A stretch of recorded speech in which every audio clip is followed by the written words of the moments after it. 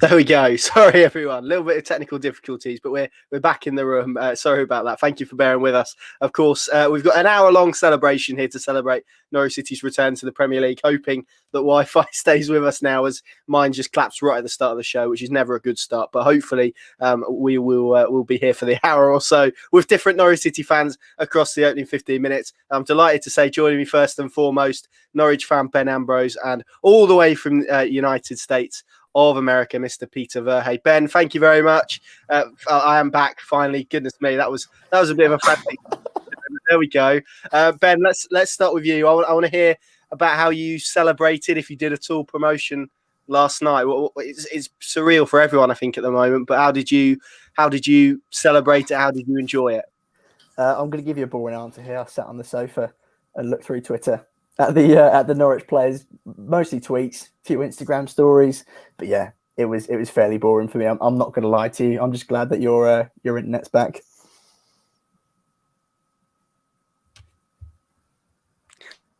Absolutely. Any coffee and cake, mate? Any coffee and cake to enjoy it? A little bit of cake, no coffee. Don't like coffee. Maybe a bit of coffee cake, but no coffee. No. So you like coffee cake, but you don't like coffee. Yeah, that makes sense, doesn't it? Yeah, it's strange that I don't like coffee cake alone. Leave the ideologies alone, Connor. Let them be. There you go. We'll leave that there. Peter, thank you very much for joining us all the way from America. Your connection is probably better than mine, which is a little bit ironic, but we'll stay with it, and I'll get backed up on the phone as well, so we shouldn't drop out anymore. How are you doing, first and foremost? How did you celebrate promotion? What would the time have been by the time Norwich actually got it confirmed, which was about 2:30 yesterday afternoon? I'm trying to remember what time it was. If it's half past 2, it's about 6 hours to where I am in Minnesota. So 10 in the morning, my time.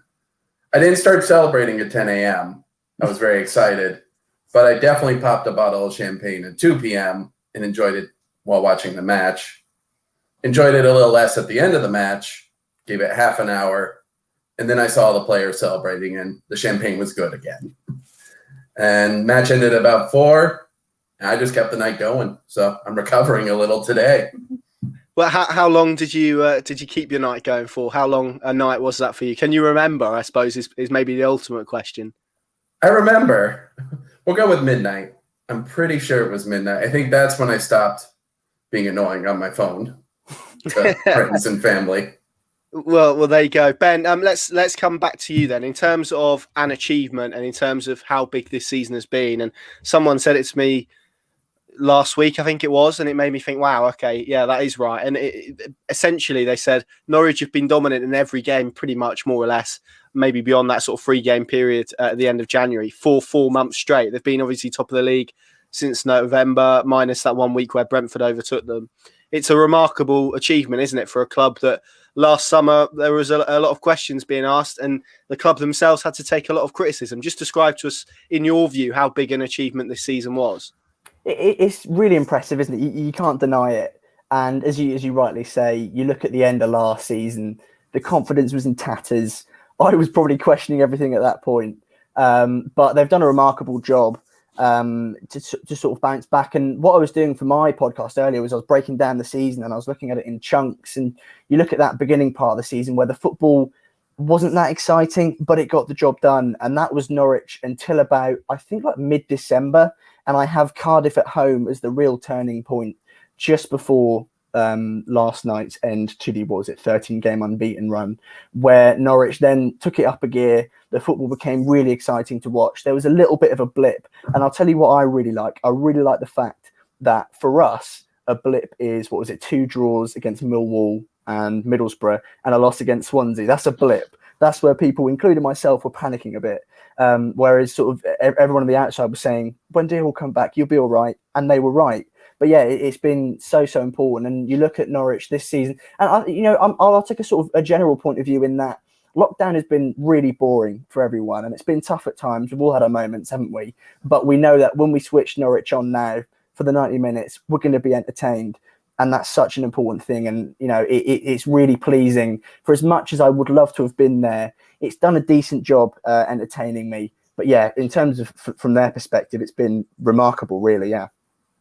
And in terms of Daniel Farke, Ben, how much credit does he deserve? Because when you consider that gap between seasons was, 6 weeks, to lift a club up when it was in the doldrums, it was on its knees, maybe not in terms of where it was status or anything like that, but certainly emotionally, and picking players up and remotivating them to produce the standard of football that we've seen this year, with the mentality and shifting that around. How big of an achievement is that? Because I think you could probably make a case that maybe once we get through the end of the season, that might be the biggest achievement of them all. Oh, no, right now it is, absolutely. I remember sort of sticking my neck on the line and sort of banging the drum very loudly that Norwich should stick with Daniel Farke. And there were many with me, but I remember feeling very brave when saying it because, 10 losses in a row at the end of last season. The job's an impossible one. And I remember sort of the very short summer between last season and this season, we brought players in, everyone saying, oh, Norwich have got to bounce back immediately. It's not as simple as that, is it? The majority, the core of the squad was the same. And they had that experience of just being absolutely ruined behind closed doors. And I can imagine you look at the Huddersfield game, for example, where they stepped out onto the pitch and thought, you get that feeling back, don't you? There's no fans. You compare that to the last time, which I don't know who was the last game of the season, Burnley or someone, wasn't it? Man City, where we got absolutely trounced.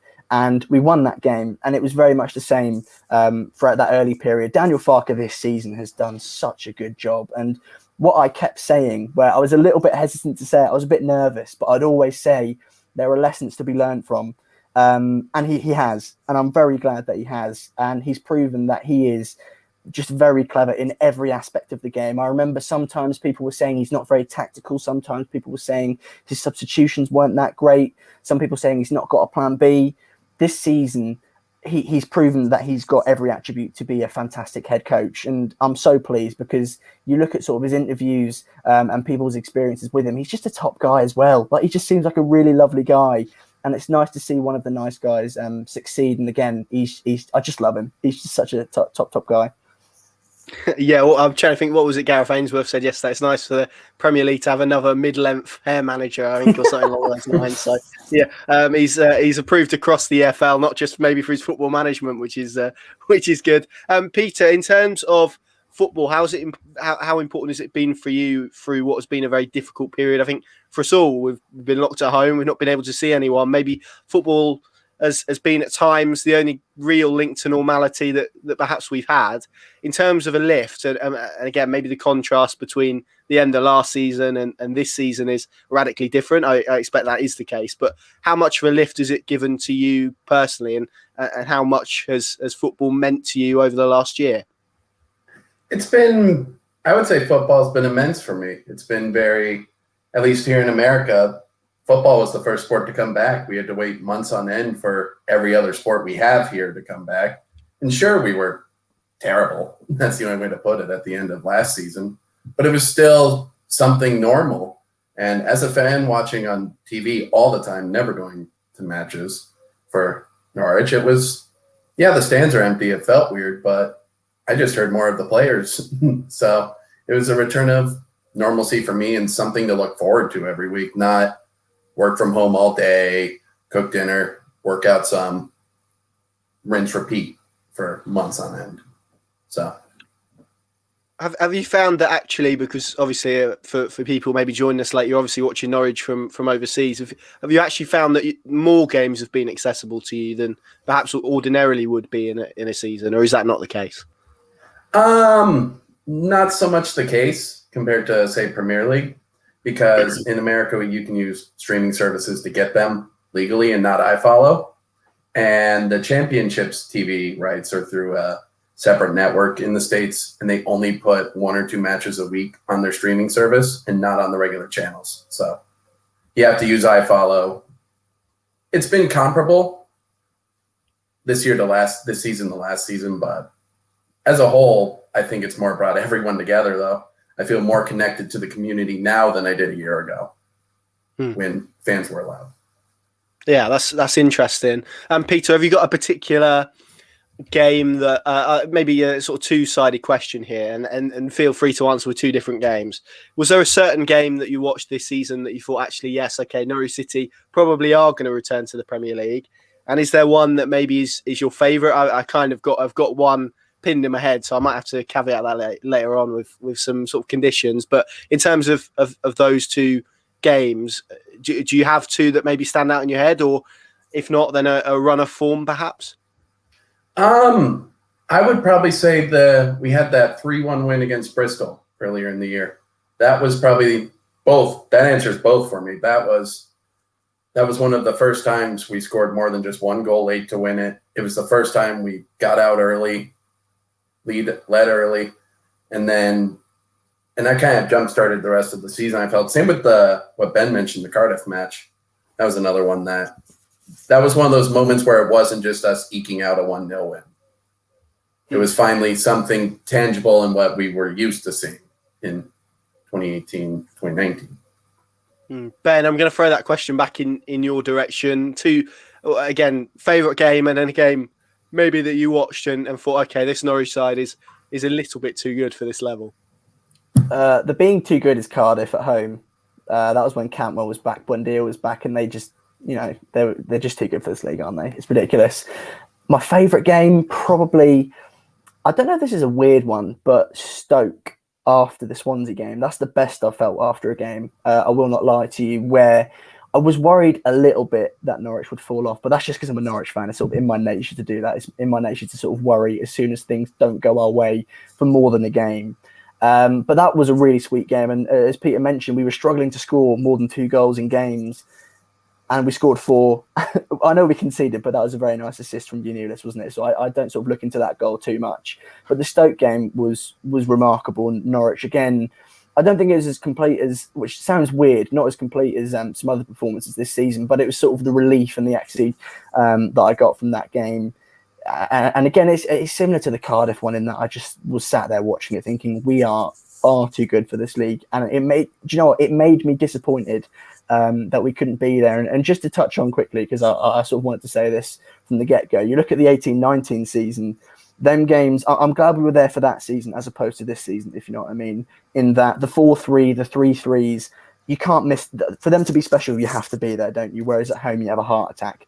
Whereas this season, they've been comfortable 2-0s, a couple of 1-0s, and now we're getting sort of the 3 and 4 goals. Does that make sense? I had that in my head. I'm not too sure if it does, though. I think so. I would come back and say maybe you don't get the 4-3s, the 3-3s, the 3-2s without the supporters. Maybe that's kind of what the atmosphere brings. But yeah, I totally get what the point that you're making. Right, 2 more questions, gents, and then we'll let you go and bring 2 others in. Up to you, really. I'll throw this at Ben first. We'll go in alphabetical order for no other reason than just because it makes sense. Player of the season, first and foremost. Ben, let's start for you. Have you voted, and if so, who have you voted for? I'm glad you've asked me this first out of everyone, because I know everyone's answers, well, they might be the same, they might not. I've gone for Emi Buendia. That's who I voted for. I couldn't really figure out how to use the club website because I'm a bit thick. And when I did, I voted for Emi Buendia because he is without doubt been the best player this season. I understand the argument for Ollie Skip, but I saw a very funny comment from someone on Twitter. I don't know if it was Twitter or if it was on one of your videos. I think it might have been a recent preview where they said that Norwich without Emi Buendia are just like a full Bondeo, just very average and not very special.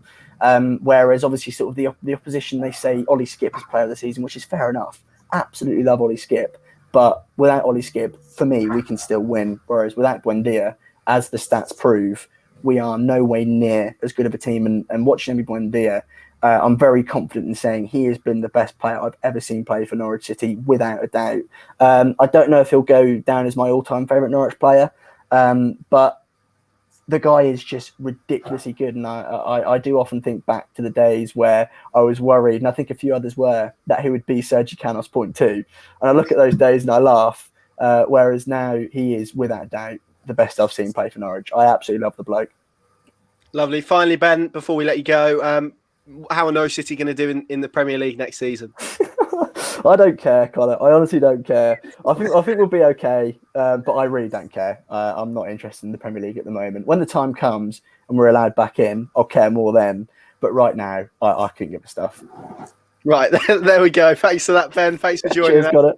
Peter, I'll throw those 2 questions over to you. First and foremost, actually, you know what I will do beforehand is apologise if anyone watching drives a Ford Mondeo. They're perfectly reasonable. So it's fine. I don't want to turn off anyone who might be watching. He's just got offended. So yeah, I'll distance myself from Ben's view of them being an average car. Peter, I'll come to you. Player of the season, first and foremost. Have you voted? If so, who have you voted for? I did vote. I'm actually not going to answer the same. I voted for Grant Hanley. I wanted to give him the credit he deserves for this year. Granted, it was right after the Derby, and he was blocking everything. If it was near him, he cleared it. So I was all in. I voted for him. I know it's going to come down to Emi or Skip, rightfully so. It's almost a shame we have to vote for just one player just because everyone's been so great up and down, even if they've only played the role for a match or 2. Like Bali Mumba coming in against Swansea and things like that. Just everyone's played their role perfectly well. So it's hard to vote for one person, but it's going to be Emi or Skip. Okay, Peter, finally, before we let you go, and hopefully maybe you'll give me a bit more of a solid answer than I don't really care. But how do you think Norwich City will do in the Premier League next season? I think best case scenario, I think we could do what Leeds are doing this year and be a mid-table team. Kind of win. I think we'll wrap up the title here, and if not Tuesday against QPR, we'll do it. And then I think we could be a mid-table team if things go our way in summer transfers, because realistically, I don't think the money's out there to teams to buy all 3 of the Aarons, Cantwell, Buendia mix. I don't think all 3 are going to go. I think one will go. Don't ask me who, but it'll be I think best case we could be mid-table, pull off a few results we weren't expecting, and just fingers crossed we stay healthy. That's what killed us last time, was our health. So. Absolutely. Gents, thank you so much for joining me. Appreciate that. Ben Ambrose, Peter Farke, all the way from the States as well. Good to get their views. And now we'll quickly throw in two of our subs bench, Terry Westgate, EDP columnist, and Jacob Robinson, who was one of a few Norwich fans who went down to Carrow Road yesterday. So, Jacob, let's start with you. Talk to us, because obviously I was sitting in the ground. I heard the noise outside, perhaps didn't see it until obviously the videos that you've posted on your social media channels last night, late last night, earlier today. Just give us kind of a flavour of what it was like, and for you as a fan, what your experience was outside Carrow Road last night.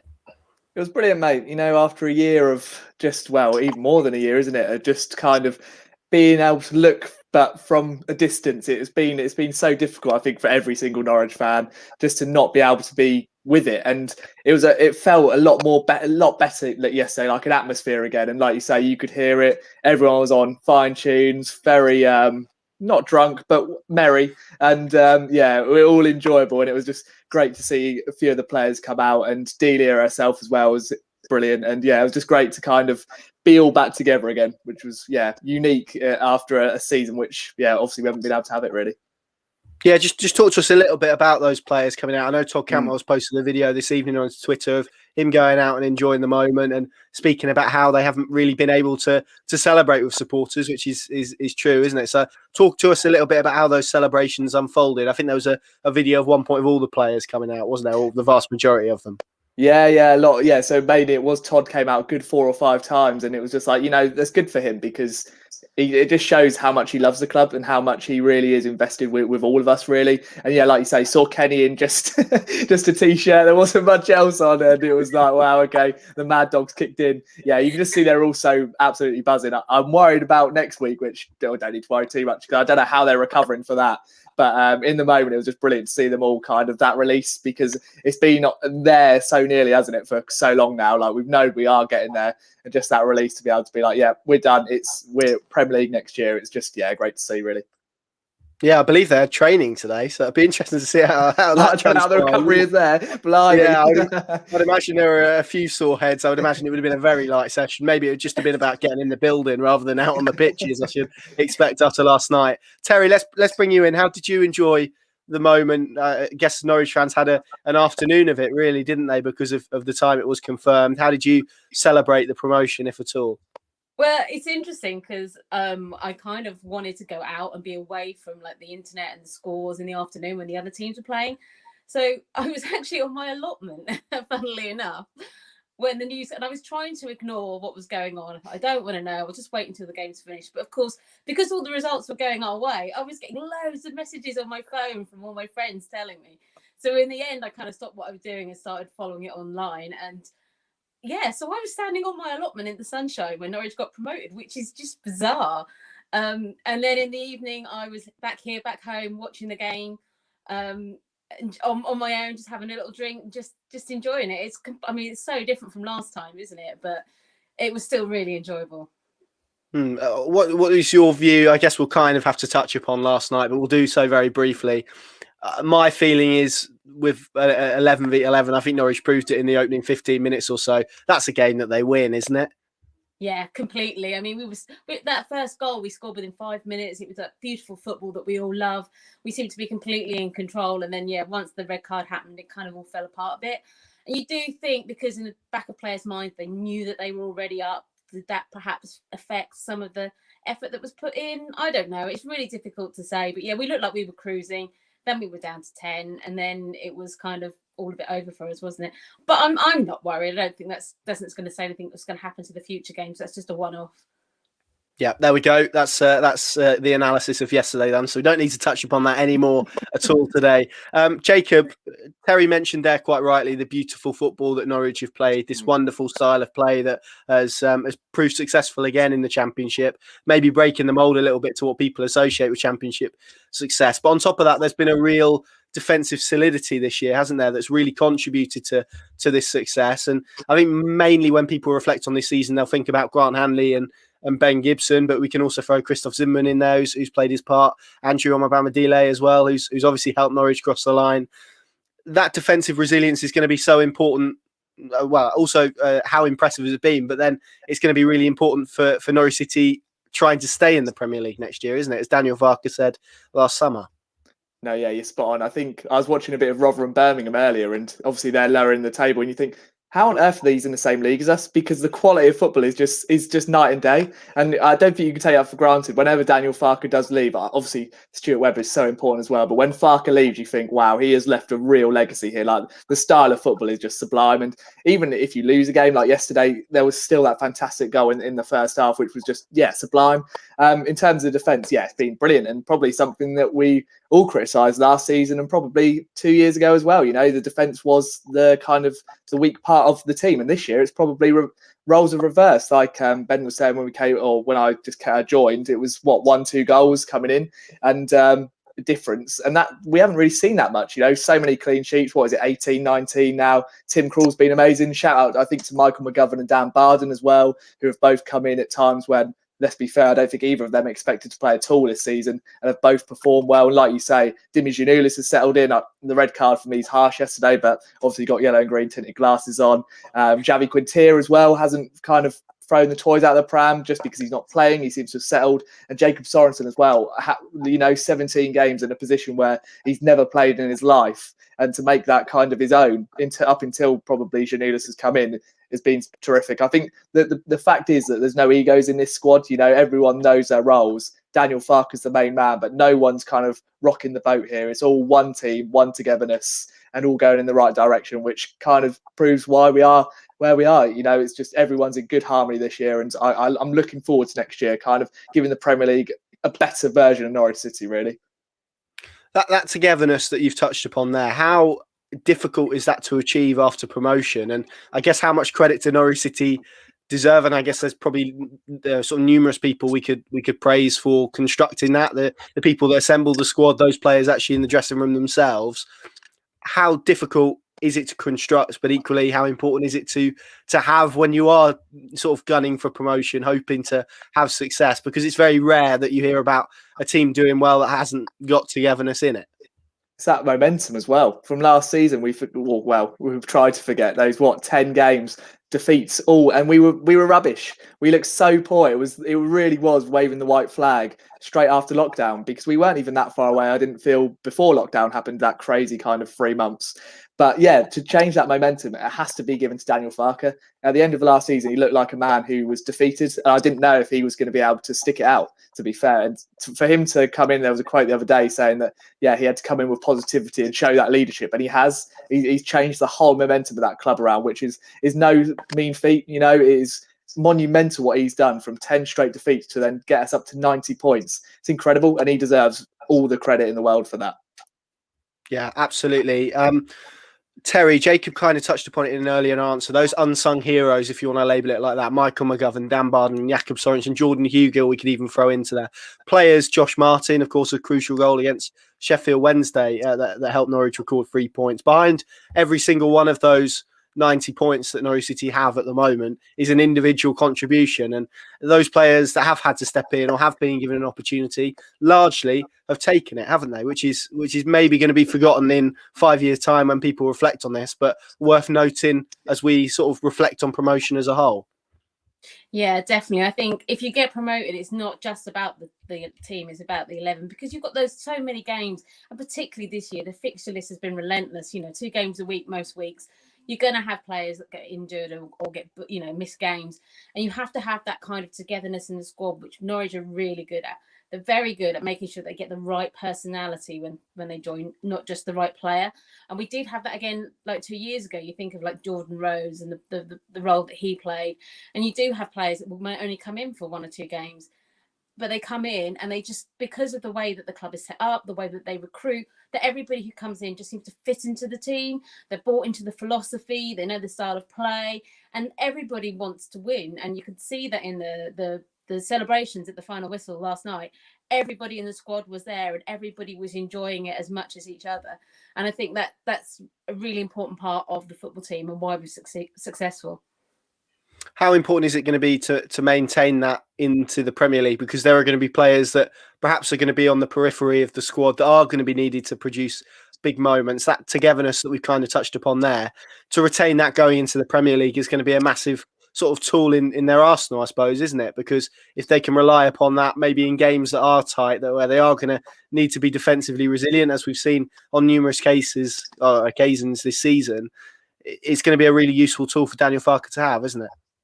It is, and I don't think there's going to be a problem. I mean, if you think to last season, that the first part of last season, before we had all the injuries and everything went wrong, you think of like that game against Man City when we beat them, when we had so many players out and we had people playing in the wrong position and people coming into the team last minute, and they put together that amazing performance and that amazing win. So I don't think it's an issue. I think the way the club is set up, I think, having Daniel Farke there leading everything, I don't think it's going to be an issue. I think he's very good at keeping people focused. He has that line, never too high, never too low. And I think he's really good at keeping everybody motivated. I don't think actually getting promoted to the Premiership, particularly now that we've got a lot of players who've already been there and they've been through it already once, I don't think it's going to be that much of an issue. I think if we can keep the majority of the squad together, which we will, then I think, that same attitude will carry over as well. Absolutely. Guys, before we let you go, I'll ask you the same two questions that I ended with Ben and Peter. So, Jacob, we'll start with you again on the alphabetical front. Player of the season, first and foremost, who would you go for, or who have you voted for? Voted for Emi Buendia just because he's the difference maker, but it was so close between him and Grant Hanley. You look at Grant's stats, it's 38 games. He's played every single minute of those 38 games he's come in for. And in those 4 games he didn't. We lost 2 of them and looked pretty poor in the other 2 as well. I think his kind of contribution, even yesterday, they wanted him to come off and he was like, no, I'm soldiering on, I'm carrying on, I don't really care what you say. He's been incredible. And I never expected the run he's had, because he's always had an injury. It's been blossoming kind of patches for him at Norwich, and then just an injury stopped him. But this year it has to be really credited for what he's done. But no, Emi's the difference maker, isn't he? The stats, the created chances, everything. He is just that kind of sprinkle of gold dust that we need in that team just to make it all work. And without him, for me, he's probably the only indispensable one in there, just to really, in that kind of system, he is just incredible. Yeah, and yeah, some of that Scottish grit last night that you touched upon. The board had actually gone up, and it was a very firm hand to say no. And Daniel Farke didn't ask him twice, which I think maybe is a wise decision. Terry, I'll throw across to you now. Player of the season, who have you gone for? It feels to me that maybe, despite you could probably make a claim for all 11, really 18, however many you want to throw in, feels like maybe the vote has been narrowed down to maybe 4, 5. Who have you voted for? Who are you going to vote for? I have voted for Emi. I've been quite vocal about it on Twitter, telling everybody else to vote for Emi as well. I think over 3 seasons now, I mean, it's not even just this season. You look at his stats over 3 seasons, the assists, the chances, even like the defensive work that he does, it's amazing. He's an amazing player. And the idea that he might have been at the club for 3 seasons and never won player of the season just seems ridiculous to me. He is the best player we've got. He has been the difference, and he should get the award. Having said that, they always say like a successful team has a really strong spine. And you think of Krul, you think of Hanley, you think of Skip, you think of Pookie, straight down the middle. All of those players have had excellent seasons. And for us to be on 90 points at this stage, we need to have everybody really pulling their weight and really overachieving. And we've had that. And all of them are good. All of them deserve an award. But for me, it has to be Emi. I hope I'm trying to keep tally now. So that's 3 for Emi Buendia, 1 for Grant Hanley. We'll keep across that across the evening. Jacob, throw this to you first. Again, sort of a 2-sided question. No one has said the game that I thought was going to be mentioned quite a lot yet. I don't want to sort of sway your answer, but in terms of maybe 2 games, one being the one you watched and thought, okay, this Norwich team is destined for a Premier League return, and then your favourite as well. We'll throw that in there. Which 2 games are you going for? The one for me was Stoke away, 3-2, where we were 3-0 up in the first half, which was just sublime against the Stoke side that was doing well at that point. And we're thinking, Stoke away, that kind of traditional midweek, can you handle it there? And we did, and we looked sublime. The goals, Buendia was incredible. And then it was the grit, Tim Krul got injured, McGovern did a job, made a couple of really good big saves in that game. And then the follow-on kind of with those injuries, we still just grinds it out. My favourite, you've really got to go lazy and say Huddersfield, haven't you? That football was just sublime. 7 goals. You never think you're going to really see that in a football match. It was just absolutely crazy. It never seemed to stop, and it really could have been probably 10. It was just so enjoyable to watch. But to be fair, I think I've enjoyed pretty much every game this season in one way, shape or form. If it's been it grinding out a win and kind of showing that grit, which we haven't really seen under a Daniel Farke side, or just playing some absolutely beautiful football and kind of dismantling teams. It's been just a real joy to watch. And when you're on 90 points, you can't really pick just a couple because they've just been brilliant all season, really. Yeah, you've got a whole catalogue to choose from, haven't you, I think? Terry, I'll come to you with the same question then. I think I'll let someone else have Huddersfield and then I'll change it to aside from Huddersfield. So if you want to take that, then feel free. Well, it's interesting. I was going to say Stoke away as well as one of those games I think which is really crucial to our season. We started so well, we played really well, and then we had all the injuries and the red card, and it looked like it was all falling apart, but we still hang on and we got that win. And I think at a really important part of the season, so I think that was really vital for us. Huddersfield, it was just beautiful, wasn't it? It was just beautiful football, and it was just.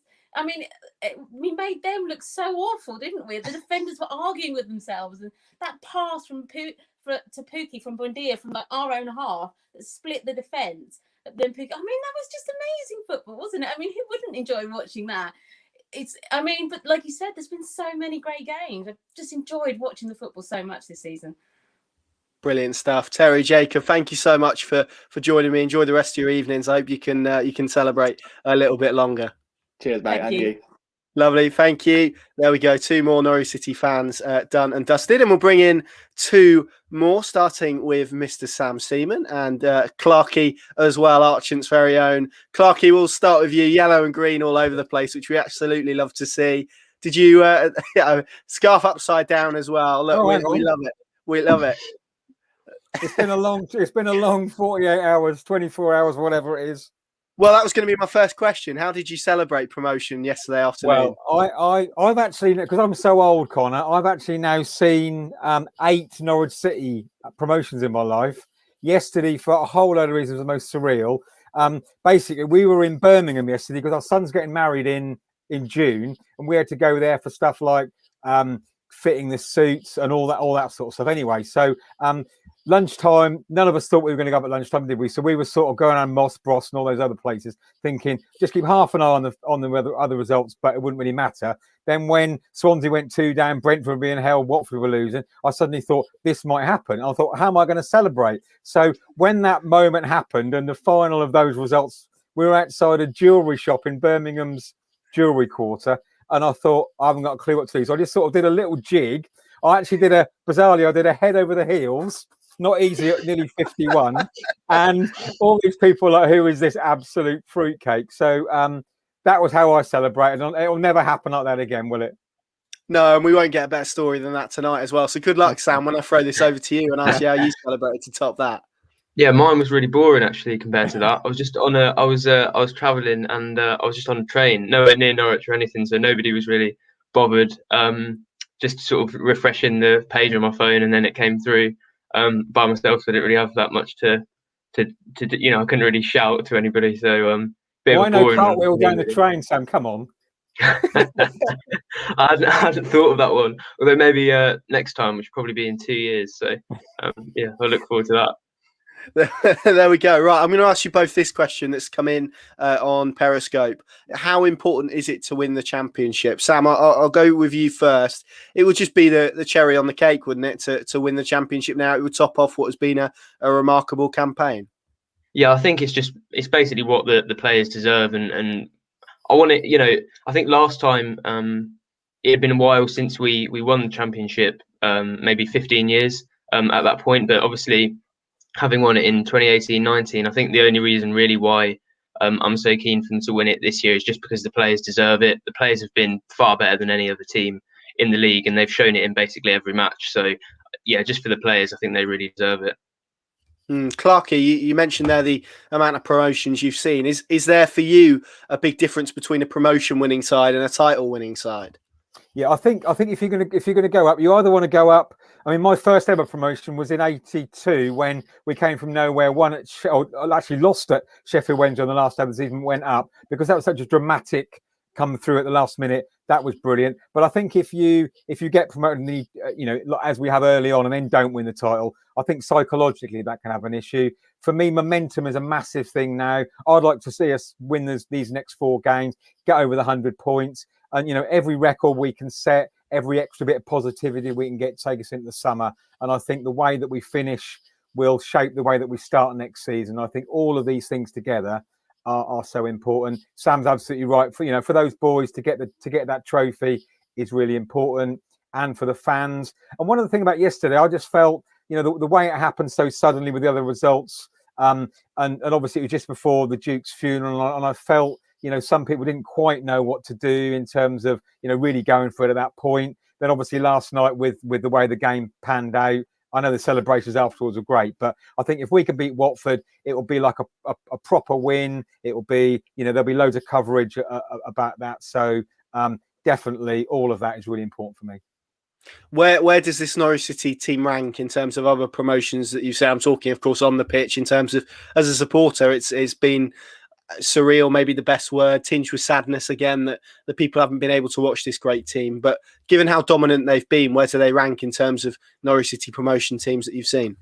I think as an all-round unit, I mean, I know you other guests have talked about player of the season. I guess you're going to throw that to us as well. I think the choice that we've got in that says so much. So many players have stepped up to the mark. There hasn't really been anybody you can't say hasn't contributed in some way. I mean, I guess down the years, some of the individual players, even taking the likes of Emmy out, there've been some players that have really stood out among others.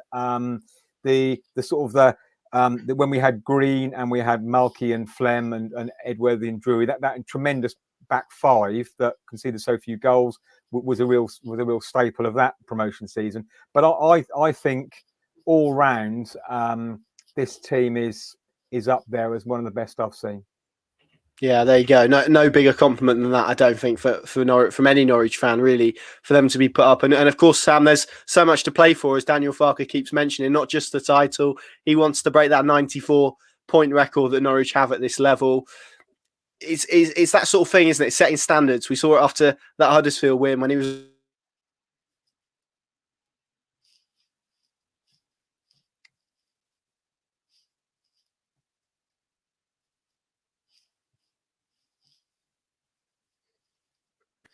is maybe why, sorry, I might have broken up there. I don't know if you've heard all of that question. So let me know what you have heard and haven't. But that's kind of why Norwich are maybe where they are, and hopefully while they'll continue to get points and win the title.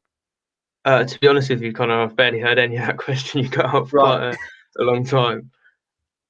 Well, I essentially said, in terms of the standards that Daniel Farke has set, wanting to break that 94 points record, his pursuit of perfection. We saw that with Andrew Omobamidele on the pitch after the 7-0. How important is that now that Norwich don't let up, that they do keep that momentum for the reasons that Clarkey was saying in terms of going into next season? Yeah, I think in terms of going into next season is really important. One of the most interesting things in terms of this season, it showed how demanding football fans are, really, because I think as soon as we all realised we're probably going to go up, almost every Norwich fan has their mind on what are the records looking like, what sort of points tally do we need, how many goals can we concede while keeping that while breaking that sort of record. So I think that's been on the mind for quite a while, actually, probably quite a long time before promotion was sealed. So that's something they'll definitely want to do, win the title, break records. And I think that is really important to them at the moment, yeah. In terms of individual players, and we'll come on to who you think should be player of the season in a moment, but are there any sort of, again, I don't want to use unsung because they've all played a part in a promotion campaign, right? So no one is without praise, but is there a particular player that maybe you'd like to highlight for their contribution this season that maybe isn't getting mentioned anywhere else? I do have a real soft spot for Kieran Dowell, although I think with the talent that he possesses, maybe... I know injury hindered him, but I think in the games he did have a few games to get back up to speed. But since he has, obviously that winner against Derby, that Derby game will probably be forgotten quite quickly because it was a really boring game and Norwich barely scraped the win. But moments of quality like that, his his first half, especially against Nottingham Forest, I think have been really impressive. And also, I'm just a huge fan of his, so I had to give him a mention. Lovely stuff. Clarkey, I'm going to throw the same question to you that I've asked everyone else in terms of favourite games, maybe one in terms of that you watched and thought, right, this Norwich team is going up to the Premier League. And then your favourite as well, whether that's because they've scored 7 goals or maybe for an individual personal reason. Everyone has different sort of games that they prefer, don't they, across the season? As we said, fortunate enough that you've got a catalogue to choose from. So which two would you Would you go Well, for? in terms of favourite game, I'm actually going to go for Forest at home because it's the only game this season I've actually seen in the flesh. It was one of those games in the autumn when, 1,000 or a couple of thousand, whatever it was allowed back in. So I managed to get a ticket for that game. Bizarrely, I started sitting in that sort of river end south stand corner, right behind this massive pole, which was a bit strange when the ground was virtually empty. Fortunately, we then got moved into the river end, so I got a really great view. Michael McGovern actually played that night, and because the ground was so quiet. I know, Connor, you've been used to the sort of the strange phenomenon of hearing players shout, but I was amazed how loud Michael McGovern was shouting. So, but that was a win, and obviously at that stage of the season it was important. And in terms of the game when I thought we were going to do it, I think probably actually Stoke at home, the 4-1. We've been on a bit of a bad run before that, but I think we'd lost to Swansea. Had a couple of, I think we drew with Millwall, drew with Middlesbrough. We've been bundled out of the cup at Barnsley. But that sort of Stoke win got us back on track, and I thought, right, now we're gonna get on a run. We had that long stretch of games in a fairly short space of time, and so when we got 4 goals on the board and we got going, that was when I started sniffing promotion. Lovely stuff. And finally, I know you said that there's a huge amount of options to choose from, but who have you gone for player of the season? Well, I did my column about a month ago, and very briefly, the embarrassment of it is that I think I had Todd at 7 and Max at 8, and I thought this is absolutely crazy that 2 players that probably were 60 million quid between them, we've got as our 7th and 8th. I went for Ollie Skip at that time because I wrote and I made quite an impassioned argument that he was the real difference in terms of the solidity that the whole team's had this year and the link between the back 4 and the rest of the team. So I went for Skip at that time, and I have stuck with him now. Since then, Emmy has been sensational. Some of the performances have been as good as I've ever seen in a Norwich shirt. So I've got 3 kids and a wife, and it's difficult to see. If anybody say who do I love the most, it's difficult to choose. So who's better out of Skip and Emmy? I'm actually, because everyone else has gone for Emmy, I am going to actually stick with Skip because I do think he really has been the fulcrum for the way we've been this season. But that takes nothing away from all the others who have been absolutely phenomenal. But you can put a Skip down for me, Connor. There we go. First vote for Skip this evening. I suspect that may not be the last either. Sam, thrown over to you finally then before we introduce our final 2 Norwich fans of the evening. Again, two games that maybe one you watched and thought this is Norwich City. They're going back to the Premier League, and your favourite for whichever reason that may be.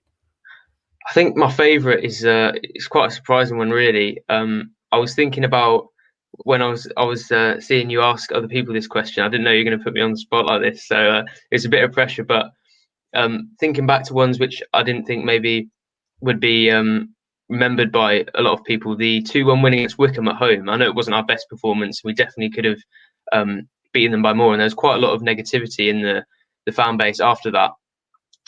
But just the moment that provided, because I think the fact that it was against to be honest, a terrible Wycombe side meant that a lot of people felt that it wasn't good enough after the game. But I felt that it sort of added to the moment because we all thought it would be a disaster if we didn't win this game.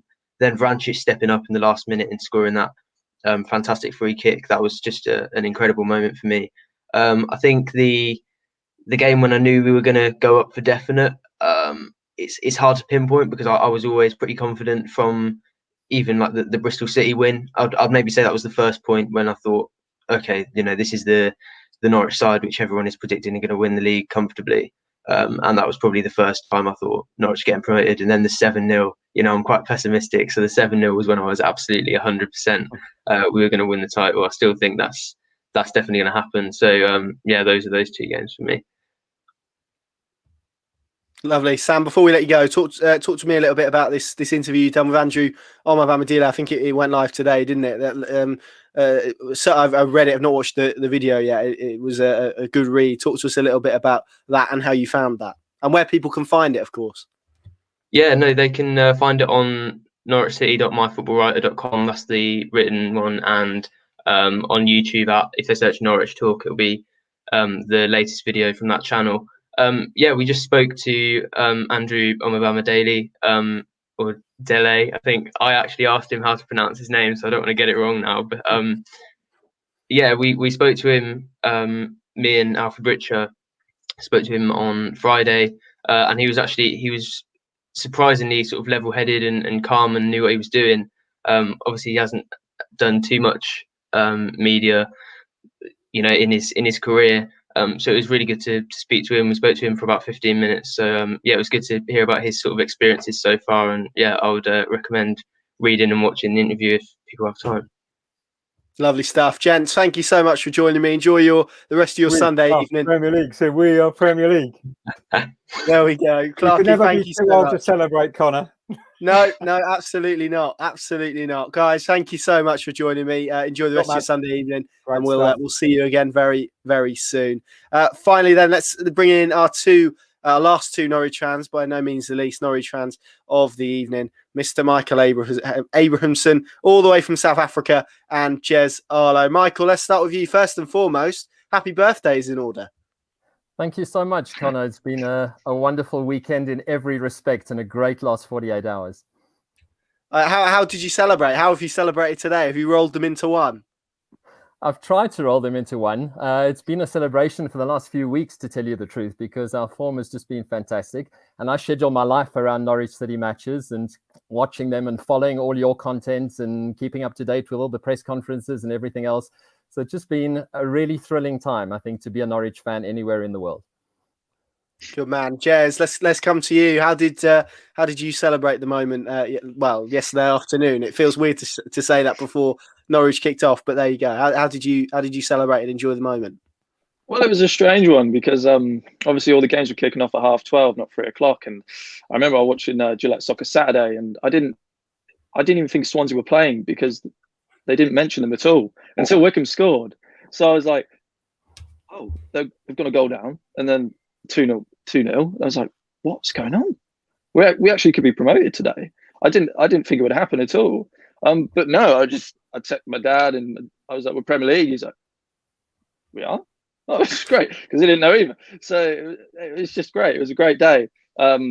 Yesterday, just seeing all the boys just cheering Kenny McLean with nothing on. I just thought it'd been hilarious after the Farke's interview, because there was a blank screen. He just appeared with his pants on Sky Sport. It would have been brilliant, but obviously they can't do that. But no, it was fantastic. No, it was brilliant. And happy birthday, Michael. It was great. Good for you, man. Thank you so much.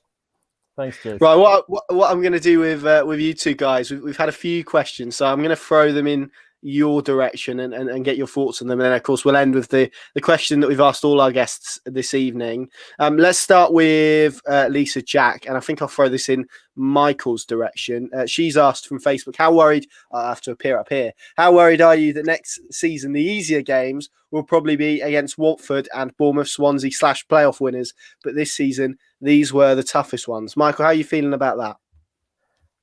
It's a good point, but I think next season people will underestimate us, because I think people will expect our performance to be similar to what we produced last season, and they might not realize just how the club has moved on.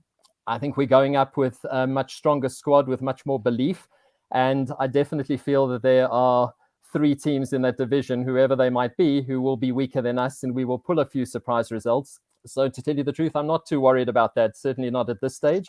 I think Norwich will surprise a few people next season, and maybe will end mid-table or at the best case scenario, or perhaps around 14th, 15th. I don't think we'll be necessarily much as we were last season, because I think people will underestimate us to their peril. But I think Watford could be a really tough encounter for us next season, because they are experienced at that level. But there are some teams in the Premier League who look as if they're there for the taking. If Norwich have the belief and if they have the willpower to be able to produce what they can produce, I think we'll knock over a few sides. Yeah, I would agree with that.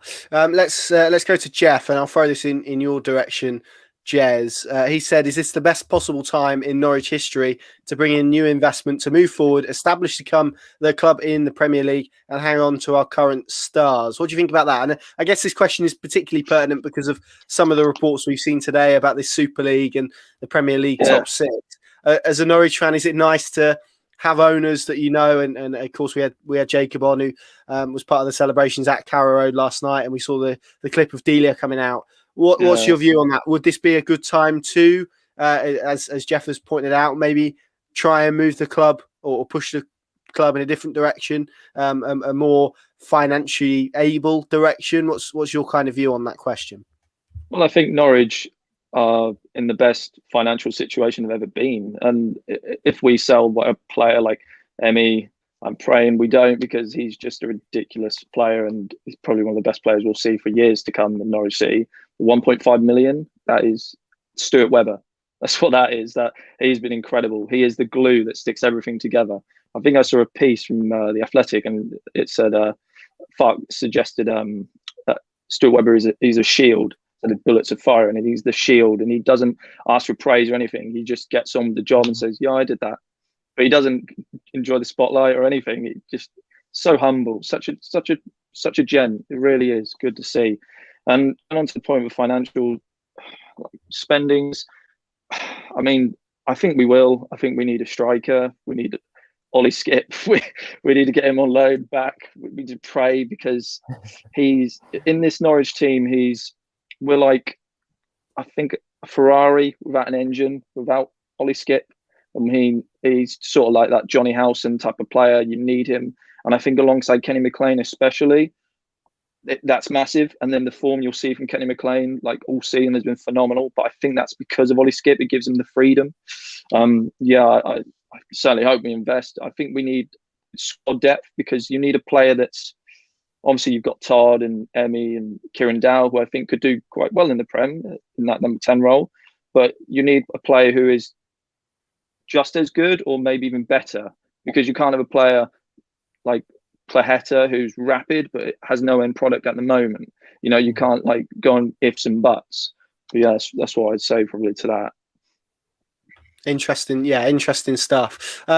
Michael, I'm going to throw this question that we had earlier, and it simply says, how important is it to win the championship? To you, as a fan watching in South Africa, what would it mean to see Norwich City lift the trophy again?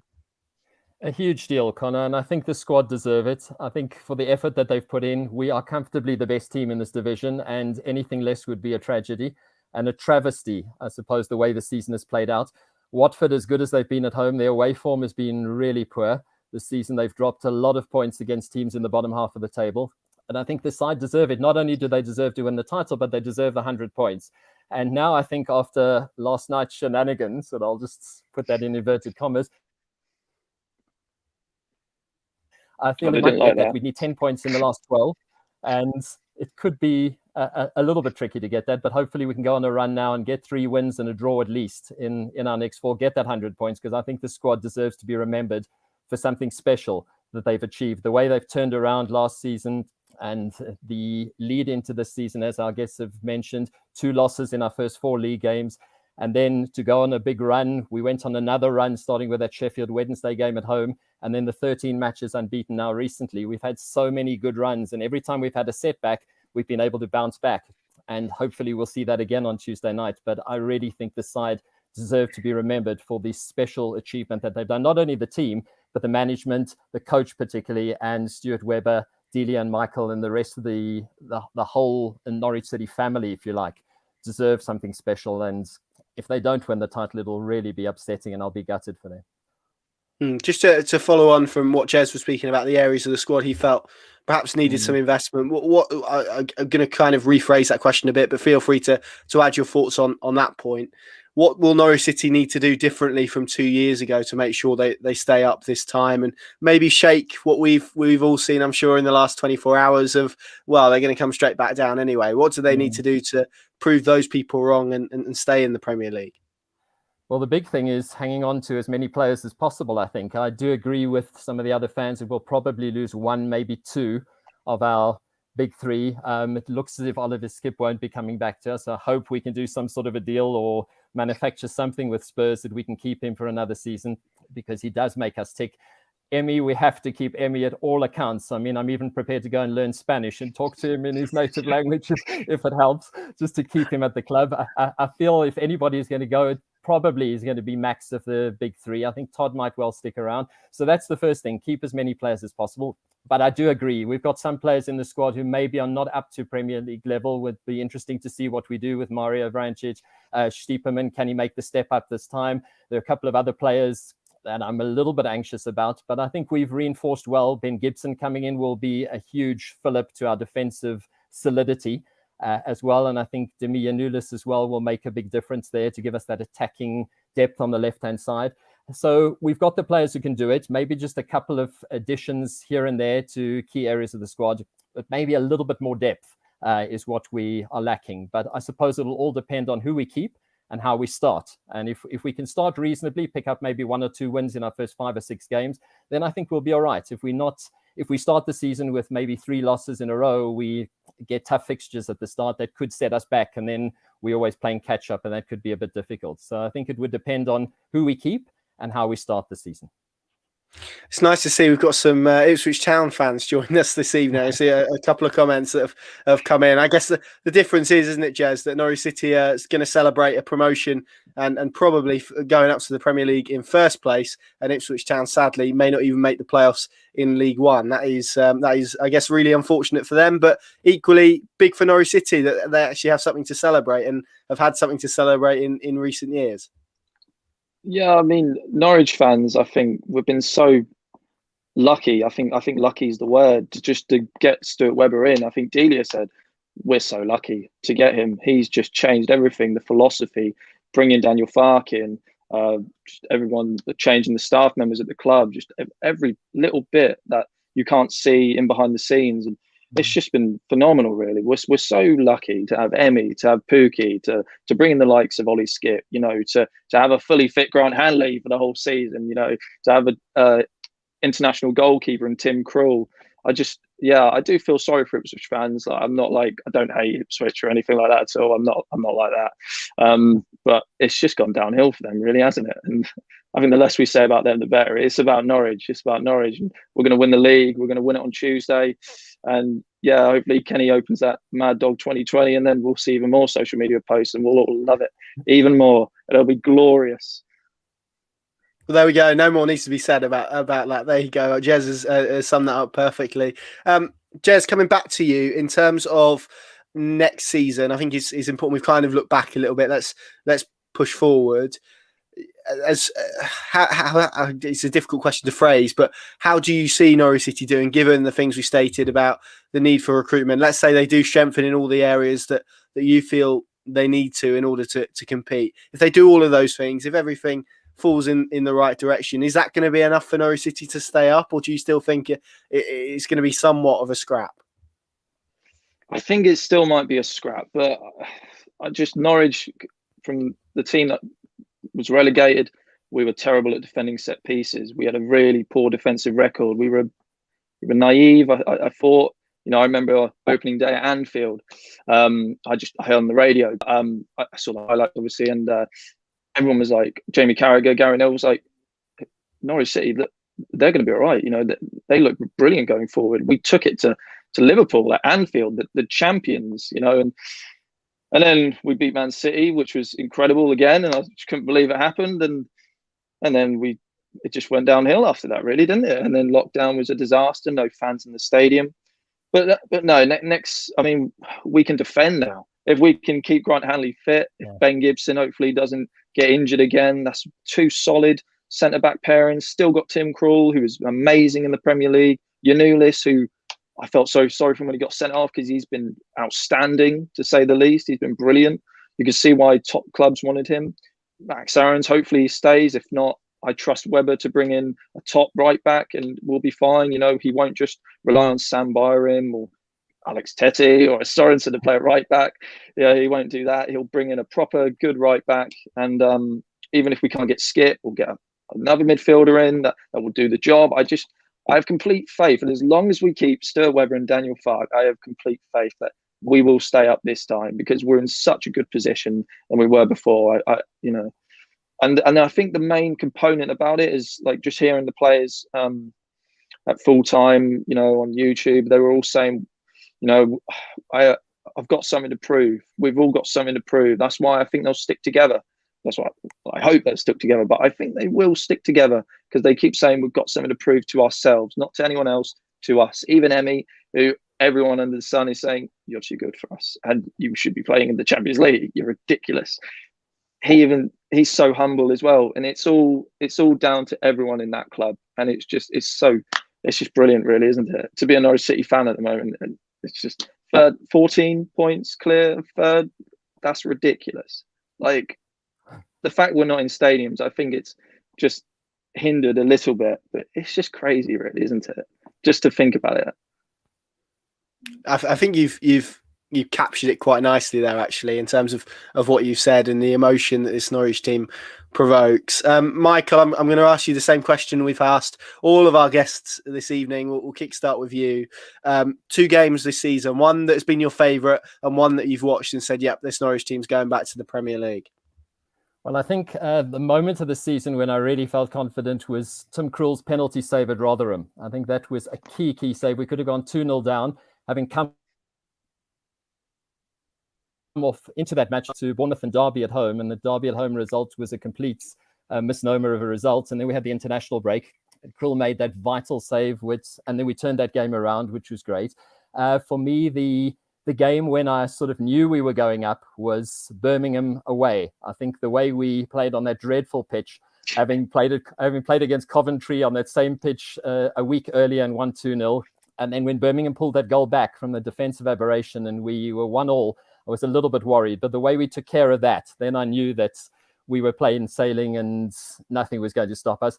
The game that I probably enjoyed the most, this might be a surprising choice because nobody's mentioned this, would be Swansea at home.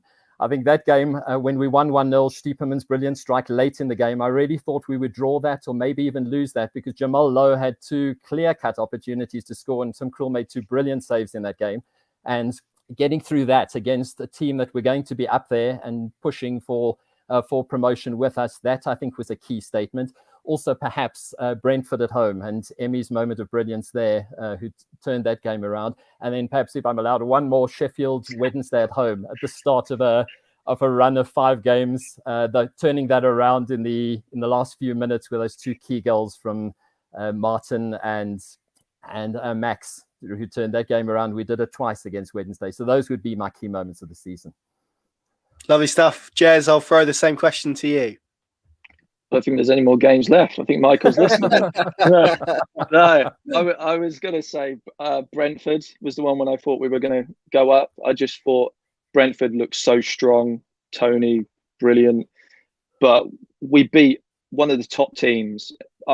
We lost to Watford. We lost to Bournemouth. We drew against Brentford. We lost to Swansea. And I just thought, I don't want us to go up and just beat the teams or below the top 3, maybe, because Watford and Bournemouth have always been that competitive against us for years now. But yeah, there was that. Definitely, I'd say Cardiff at home, probably. When it was, I think, what was it? We drew a few games. We drew against Middlesbrough, Millwall. I think it was near that time. And then Emmy and Todd run the show, and I just thought, okay, we're clicking now. We're finally clicking. And yeah, I'd say those were my 2. Huddersfield is obviously it was ridiculous. I remember watching the 5th goal going, that was my favourite goal because me and my dad watching it, and at the same time we produced the same sound. We were like, oh my word, because he flicked over and you just knew Emmy weren't going to score himself to square it, and that's on PlayStation or whatever. That's ridiculous football. And I just feel like in my opinion, I feel like every time I watch Norwich now, we get better and we get better. Even the Bournemouth game, I felt we would have torn them apart, to be honest. The first 20 minutes, it was outstanding. Emmy had a brilliant volley, went just wide, and then we scored a lovely goal. And that's Premier League football. And I hope that's what we see next season because the fans deserve it and them players deserve it. They've worked so hard for it. I hope Pookie, he scores loads of goals as well because he's just, all the players are so humble, aren't they? They're lovely. They're lovely. Kelly's lovely. Everyone's lovely. It's all lovely. Good stuff. Absolutely. Michael, I'll throw it over to you then. Our final 2 player of the season votes. Who have you gone for this season? I'm with you, Connor, on this, and with most of our fans. Got to be Emmy. As I told you last time we chatted on Terrace Talk, my favorite ever Norwich City goal was their goal 2 years ago. Emmy and Pookie setting it up against Hull City at home when we won 3-2. When Emmy pulled the ball out of the air with the back of his heel, played it into the path of Pookie. Pookie then almost looked as if he was going to lose possession, back-heeled it to Emmy, who side-footed home. That was a very, very special brilliance this season. He's turned so many games. We've mentioned Brentford. That volley from Kenny McLean's sublime pass against Barnsley at home was a key result for us. And he volleyed out of the sky and put that one into the net.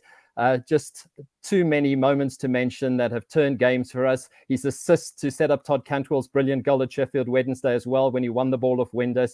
He's just been superb when he's been on the field. It's been an absolute pleasure and privilege to watch him in the Norwich City shirt. I hope we get to see that next season as well. So he gets my vote without any doubts. And I always say it's a buen dia. It's a good day when buen dia is on the field. Yeah, absolutely. Jez, I'll throw over to you. Your player of the season. It's just got to be Emmy, hasn't it? Emmy's it's a ridiculous player. I mean, Ollie Skip is a brilliant shout. I think, like I said, without him, I think we'd really struggle. A player like him, every counter attack, we never concede a counter attack. He's just got that low sense of gravity, wins the ball back, recycles, we go again. And Hanley stayed fit all season. I'm so happy for him. You know, there's so many options, but I would go for Emmy because it's just a no-brainer, really, isn't it? You know, he's produced some magic moments this season, and let's pray he does it again next season.